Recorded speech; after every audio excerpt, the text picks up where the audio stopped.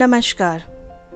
लगता है कि युग युगांतरों के परम पुरुष त्रिकालदर्शी बाबा जी का पूर्व का ही संकल्प था कि उत्तराखंड और उसके आसपास के क्षेत्रों में बसे उनके जो भी पूर्व जन्मों के भक्त हैं और आश्रित हैं, उनको वो अपने प्रति प्रेमा भक्ति के प्रतिदान स्वरूप एक अपूर्व भेंट देना चाहते थे। और इसी के लिए उन्होंने बहुत पहले ही कैची धाम की स्थापना का मन बना लिया था। लेकिन इस भेंट की भूमिका धाम की स्थापना के 20 से 21 वर्ष पहले ही वे संपन्न कर चुके थे। कैसे? आइए सुनते हैं आगे।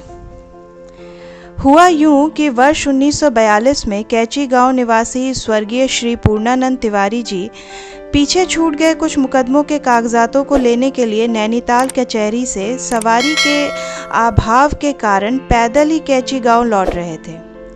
शाम होने को आ गई थी, फिर भी मन में सवारी पा जाने की आशा लिए वे हल्द्वानी अल्मोड़ा रोड स्थित गेठिया नामक एक बस स्टेशन को पैदल उतर आए। लेकिन अंधेरा होने को आ गया था और कोई सवारी नहीं मिल पाई।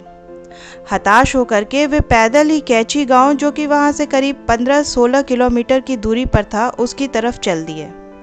लेकिन रास्ते में खुफिया डांठ नामक एक स्थान के तथाकथित भूत से वो काफ़ी डरते थे। और जब उस स्थान के करीब पहुंचे तो उन्होंने देखा कि पैरापेट पर कंबल लपेटे एक स्थूल खाए शरीर विद्यमान है। ये देखकर वे काफ़ी डर गए कि आज तो भूत का सामना हो ही गया। लेकिन उस व्यक्ति ने जब इनका नाम लेकर इनके इस तरह पैदल जाने का प्रयोजन भी बता दिया तो वे कुछ आश्वस्त हुए, लेकिन उनके मन में शंका तब भी बनी रही। फिर भी उन्होंने उस साधु से लगने वाले व्यक्ति के चरण स्पर्श किए, चाहे औपचारिकतावश ही किए, लेकिन चरण स्पर्श किए। जैसे ही उन्होंने चरण स्पर्श किए, साधु महाराज ने तुरंत कहा, जा, डर मत, आगे ट्रक मिल जाएगा तुझे। तिवारी जी ने उसी भाव में उनसे पुनः औपचारिकतावश पूछा, महाराज, अब फिर कब दर्शन होंगे? तिवारी जी का प्रश्न सुनते ही तपाक से उनको उत्तर मिला, 20 साल बाद, अब जा। इस जवाब को सुनकर के तिवारी जी राम राम जपते हुए आगे बढ़ गए। लेकिन साधु महाराज की वाणी के अनुसार उन्हें कुछ दूर पहुंचने पर ही ट्रक मिल गया और उसी ट्रक में बैठ करके वो कैची गांव पहुंच गए। कुछ दिनों बाद ये घटना उनके लिए आई गई सी हो गई। लेकिन ठीक 20 साल बाद तिवारी जी को उन्हीं के गांव कैची में महाराज जी ने अपने कहे अनुसार दोबारा दर्शन दिए। अब सुनिए कि वो कैसे। एक बार वर्ष 1962 में महाराज जी श्री सिद्धि माँ और उनके पति श्री तुलाराम शाह जी के साथ अपने एक भक्त श्री कुंदनलाल शाह जी को दर्शन देने के लिए श्री प्रेमलाल माथुर जी की कार में रानीखेत जा रहे थे। आधे रास्ते में ही महाराज जी के मुख से एकाएक निकल पड़ा, श्यामलाल अच्छा आदमी था। श्यामलाल तुलाराम जी के समधी थे। उनके लिए बाबा जी द्वारा था शब्द का प्रयोग सुनकर श्री सिद्धि माँ का माथा ठनका और रानीखेत पहुंचकर थोड़ी देर बाद उनकी शंका की पुष्टि भी हो गई। टेलीफोन द्वारा सूचना मिली कि नैनीताल में श्यामलाल जी का हार्ट फेल हो जाने से उनकी मृत्यु हो गई। सर्वदृष्टा बाबा जी ने देख लिया था सब कुछ।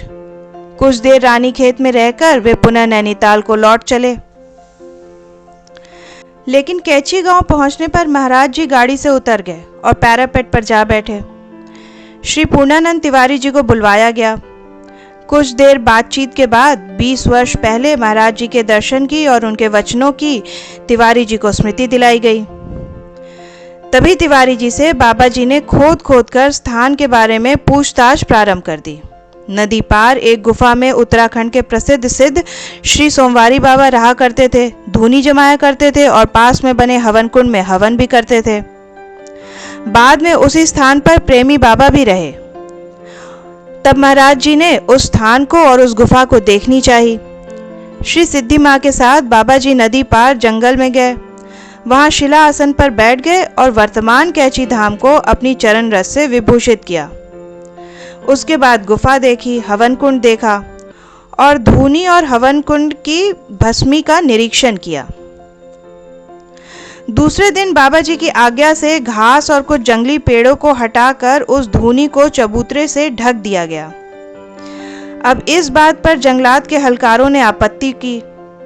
बाबा जी ने अपने भक्त और तत्कालीन कंजर्वेटर और चीफ से संपर्क स्थापित कर तुरंत ही लीज में कैची जंगल की वो भूमि जो आज मंदिरों और आश्रमों से आच्छादित है उसे अधिग्रहित करवा ली, और उसी के साथ कैची धाम की स्थापना का भी श्री गणेश हो गया। 20 वर्ष पूर्व 1942 की मनसा शक्ति अपना स्वरूप लेने लगी। वर्ष 1962-63 में ही बाबा जी के लिए रामकुटी बन गई। उसके बाद उसके चबूतरे के ऊपर गुफा का कुछ भाग लिए हनुमान जी का मूर्ति बन गया, जिससे सट करके फिर श्री लक्ष्मी नारायण मंदिर, शिव मंदिर और कीर्तन भवन का भी निर्माण हुआ, जिसके एक भाग में बाबा जी ने श्री वैष्णवी देवी के मंदिर की भी स्थापना की व्यवस्था उसी समय कर दी थी। साथ में कुछ आवासीय कुटिया भी बनाई गई। बीहड़ जंगल में और बड़ी बड़ी चट्टानें हटाकर भूमि को समतल किया गया। दक्षिण की ओर कुछ ऊंचाई में अद्वैत आश्रम भी बन गया। विभिन्न कुटियों के नाम क्रमशः राधा कुटी, कृष्ण कुटी, विष्णु कुटी, कृष्ण बलराम कुटी, गोविंद कुटी रखे गए। हनुमान जी के मंदिर के पीछे गुफा में आज भी हवन कुंड पूर्ण रूपेण सुरक्षित है। कथा अच्छी लगी तो वीडियो को लाइक और शेयर करें। चैनल को सपोर्ट करने के लिए सब्सक्राइब का बटन ज़रूर दबाएं। मिलते हैं अगले वीडियो में। नमस्ते।